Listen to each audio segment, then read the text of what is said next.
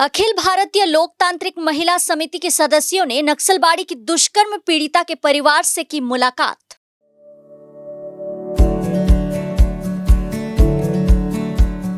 Pampered, not just a hospital, but a mother. Akhil Bharatiya लोकतांत्रिक महिला समिति की दार्जिलिंग शाखा के सदस्यों ने नक्सलबाड़ी की नाबालिगा पीड़िता के परिवार से मुलाकात की।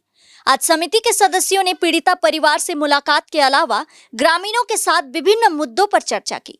लोकतांत्रिक महिला समिति की जिला कमेटी की सचिव मणि थापा और अन्य उपस्थित थे। मणि थापा ने कहा कि पूरे राज्य में दुष्कर्म जैसी घटनाएं घट रही है। इस पीड़िता को न्याय दिलाने की मांग में थाने का घेराव किया गया है। हम न्याय के लिए लड़ते रहेंगे। आरोपियों को 8 मई को सिलीगुड़ी अदालत में पेश किया जाएगा। उन्होंने कहा कि उस दिन प्ले कार्ड लेकर प्रदर्शन किया जाएगा। ज्ञात हो कि 20 अप्रैल की रात को नक्सलबाड़ी के किरण चंद्र चाय बागान में एक नाबालिगा के साथ सामूहिक दुष्कर्म किया गया था। नक्सलबाड़ी पुलिस ने घटना की जांच के बाद उसी रात 3 युवकों को गिरफ्तार किया था। नहीं, आज हम लोग किरण चंद्र चाय बागान में आए हैं। कुछ दिन पहले इस बागान में एक छोटी लड़की, नाबालिग लड़की, उसके ऊपर जो घिनौना पूर्वक जो गैंग रेप हुआ है, इसकी जानकारी के लिए आज हम लोग आए थे। ऐसे तो इनकी जो आंदोलन है, इनकी जो लड़ाई है, इसके साथ हम लोग भी साथ में हैं। हम लोग एडवा, all India democratic women's association अर्थात सारा भारत गणतांत्रिक महिला समिति की ओर से हम लोग यहाँ आए हैं। और आजके আমরা এসে এখানকার গ্রামের লোকজন সঙ্গে পরিবারের যে পীড়িতা মেয়ে, হ্যাঁ, সে যে ছোট মেয়েটার উপরে এই রকমের কি বলবো যে বলাৎকার হলো, তার যেটা আমরা এখানে এসেছি, আমরা তাদেরকে এই বার্তা দিলাম যে এই ঘটনাটা খুবই নিন্দনীয় ঘটনা, তাই তো? কারণ আমরা দেখছি যে আমাদের পশ্চিমবঙ্গে এই রকমের ঘটনা মানে ঘটেই যাচ্ছে, নিরন্তর ঘটে যাচ্ছে। প্রতি মিনিটেই কোথাও না কোথাও ঘটনা ঘটছে। সে ছোট মানে 2-3 বছরের শিশু থেকে মানে আরও ঊর্ধ্বে মানে কি বলবো, প্রৌঢ়, তাদের উপরে এই ধরনের অত্যাচার হচ্ছে। কিন্তু আমরা কি দেখতে পাচ্ছি, আরও তারা কোনো যারা অপরাধীরা, যারা কালপ্রিটরা, তারা কিন্তু কোনো মানে শাস্তি পাচ্ছেন না। তার ফলে আমরা কি বুঝলাম যে এই ঘটনাগুলো মানে ঘটেই যাচ্ছে।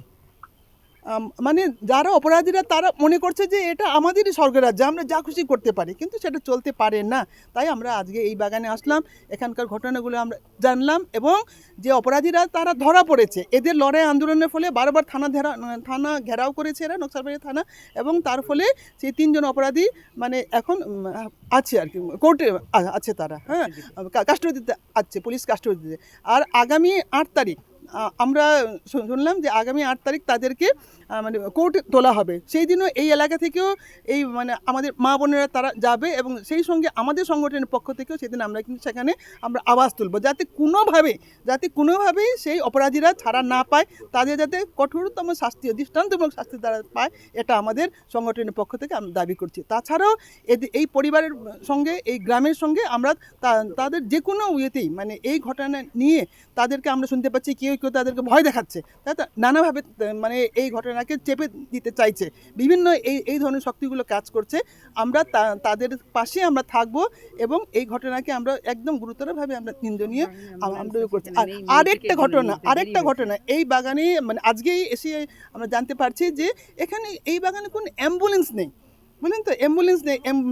সেদিন যদি অ্যাম্বুলেন্সটা থাকতো তাহলে মেয়েটিকে রাত্রিবেলায় যখন তাকে পাওয়া গেল, তাই না, সেই ধরনের অবস্থায় তাকে তখন তাকে মেডিকেল করার জন্য আমরা মানে নিয়ে যেতে পারতাম। সুতরাং আমাদের সংগঠনের পক্ষ থেকে এবং গ্রামবাসীদের পক্ষ থেকেও এটা আমাদের দাবি থাকবে যে আগামী দিন আমরা করব, লড়াই করব। এখানকার যিনি ম্যানেজার আছে তার কাছে আমাদের থাকবে, আমরা ডেপুটেশন দেব যে এখানে যেন এই এলাকায় যেন একটা অ্যাম্বুলেন্স থাকে, চা বাগানের জন্য অ্যাম্বুলেন্স থাকে। এই ধরনের ঘটনা তাছাড়া আরও তো মানে বিভিন্নভাবে মানুষ অসুস্থ হয় রাত বিরাতে, তাই না, প্রসূতি মায়াতির জন্য, শিশুদের অবস্থা, তাদের জন্য যাতে একটা অ্যাম্বুলেন্স এখানে রাখা হয়, আমরা সে মালিক বলুন বা ম্যানেজার, তার সঙ্গে আমরা কথা বলবো।